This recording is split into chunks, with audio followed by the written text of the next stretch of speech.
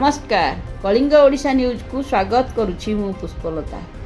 आज महाशिवरात्रि जागर यात्रा उपलक्षे आम चैनल तरफ समस्त को शुभेच्छा।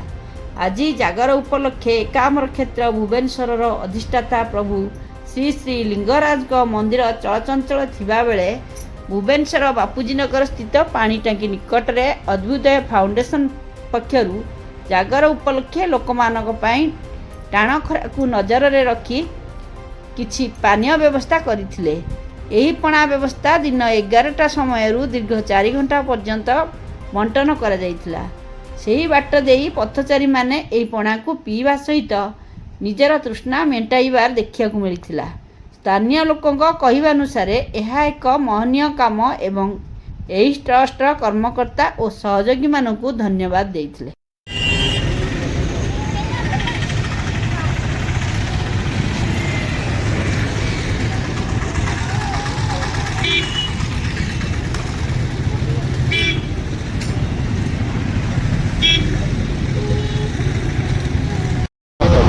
Thank you. मो ना प्रवीर कुमार आचार्य मुझे अभिदय फाउंडेशन ट्रस्टर संपादक। आज पवित्र महान शिवरात्रि उपलक्षे लोक मानी किसी पानीय व्यवस्था करा आम संस्था तरफ आम अनेक गुड़े कार्य आगू करूँ अनेक गुड़े कार्य आगू करने आम मन में बहुत स्वप्न अच्छी जमी ओडिशार लोक गरीब लोक मानकर सेवार कि भाव में आम संस्था आसीपर प्रत्येक मुहूर्त में आम कि भाव सेवा जोगई पारू से विषय नहीं आम आगू आम अनेक गुड़िए योजना रखीचु। आज गोटे छोटिया योजना करूँ कि लोक मानक पानीय व्यवस्था करूँ आमर ये कार्यक्रम ये भाई उपस्थित भाई मैंने भल भाव परिचालना कर आम से पाखे चिर ऋणी अच्छे। यहाँ हूँ बापूजी नगर होता आज्ञा एठू आम आम कार्यक्रम प्रायतः सरी आसला आम एठू समस्त कार्य सारी बर्तमान जावाई बाहर।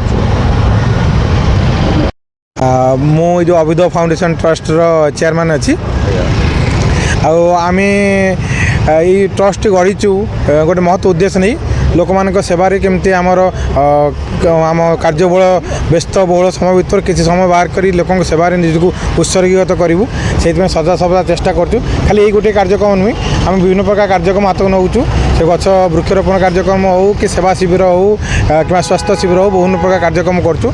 आज पवित्र शिवरात्रि बहु लोक उपवास करती तेणु आम ताको आखिर दृष्टि रखी आम बापूजी नगर भाई एक जगार गोटे छोट प्रक्रिया आरंभ करूँ जहाद्वारा आम किसी लोक पना देलु जो पनार विभिन्न प्रकार